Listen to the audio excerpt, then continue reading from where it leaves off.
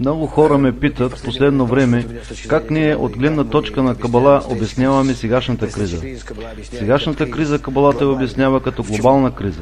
Ние сме вече в такъв стадий на развитие на човечеството, когато виждаме себе си свързани един с друг, а отнасяме се един към друг като отделно съществуващи елементи, а не като елементи на една система. Хора, които са в една система, са длъжни да се грижат един за друг. Те трябва да се замислят как да съществуват в тази обща система, какво ще бъде състоянието на цялата система. Докато ние това не го разберем, кризата ще продължава и ще се задълбочава все повече и повече във всички области, на всички нива в развитието на човечеството. Единственото, което ние трябва да знаем, е, че съществува такава наука, която говори за това. Как да направим нашата система, общочовешките взаимоотношения, интегрални, хармонични, и тогава всички кризи ще изчезнат. И всичко ще се обърне в наша полза.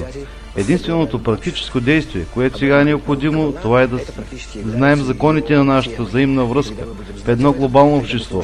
Това казва науката Кабала. Това практически се явява нейната тема. И когато ние знаем за това, тогава ние ще можем да построим съвършено друго отношение между хората и ще можем да се измъкнем от всички тези кризи. А ако не, тогава ние ще се противопоставим на това общо глобално течение, на природата, и постоянно кризите ще ни догонват. Как можем практически да излезем от кризата? Трябва да се каже на всички хора, да им се обясни, че ние се намираме в такава система на взаимодействие, където всички са напълно зависими един от друг, с помощта на образованието, чрез средства на масова информация. Ние сме длъжни да убедим хората, че всички ние зависим един от друг абсолютно.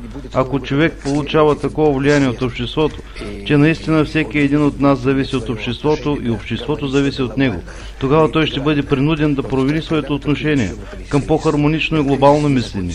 Тогава ще започнем да излезем от кризата. Тази криза няма да свърши. Тя ще продължава до тогава, докато ние не намерим съвършено нова система на обществено взаимоотношение, построено не на егоизъм, а на алтруизъм, отдаване, защото именно този закон действа в глобалната система.